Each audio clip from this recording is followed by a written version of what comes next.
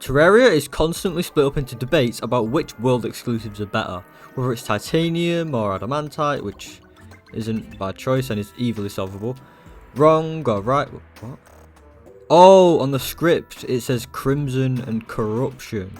Well, like, everyone knows that, right? Obviously this debate is quite popular, so let's make a scoreboard.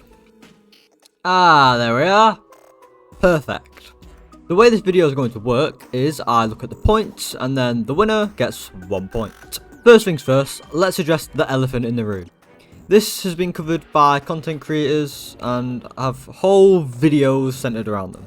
So, which is better, the worm scarf or the brain?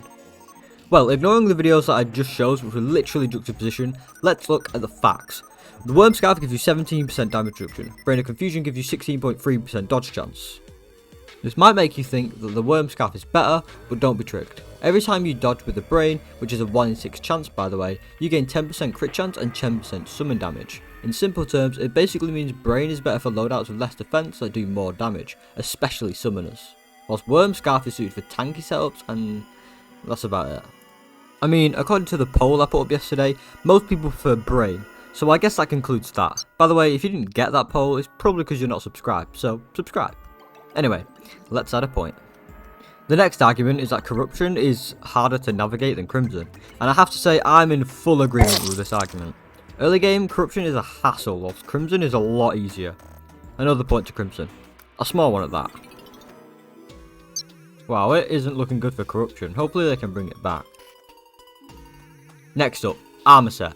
Now, both of these give 19 defense, which might make you think they are equal, right? Well, no, not really. The set bonus of Crimson makes it not even close, and don't get me wrong, Shadow Armor's speed bonus is great, but it's nothing compared to the insane regen of Crimson. Another point to the red team. I mean, this isn't accounting for the fact that you can get Ancient Shadow Armor before the boss, but I'm going to ignore that as it's heavily luck based. Finally, some competition. Now, both world evils have an evil boss, that being either the Brain of Cthulhu or the Eater of Worlds. Now, in my opinion, Eater of Worlds is miles easier than Brain.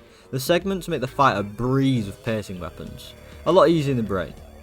I just can't stand the confusion debuff, mid-fight, and walking into it like an idiot. 1 point to the purple corner. I'm glad to see Corruption bringing it back. Now that we're done with all the evil boss stuff, let's talk about some hard mode stuff. In hard mode, world evils generate an underground biome. This allows new enemies to spawn, but most importantly, underground enemies can provide Ichor or Cursed Flame.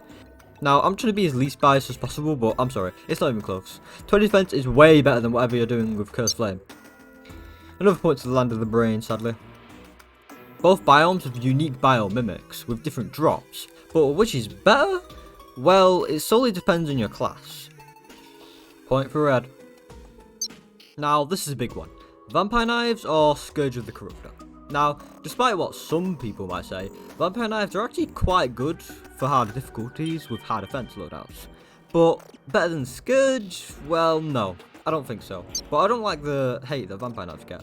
A point for purple. Now, this is where the video was going to end. At a devastating 5-2 to Crimson, but then I remembered something. Fishing. But what could fishing possibly offer? Well, oh boy, fishing offers these bad boys. Rage and Wrath. Whilst Rage gives a rather uneventful 10% crit chance, Wrath on the other hand gives a whopping 10% damage. This is way better than Crimson's counterpart and is easily a point for purple. I also forgot about the fishing weapons, and although the Toxicarp isn't that good, it is leagues above the Blade Tongue because of its range. So then, what does this all mean? Well, I guess it means that Crimson is better, but in reality, both of these provide great opportunities that the other cannot, and you haven't played Terraria till you played both.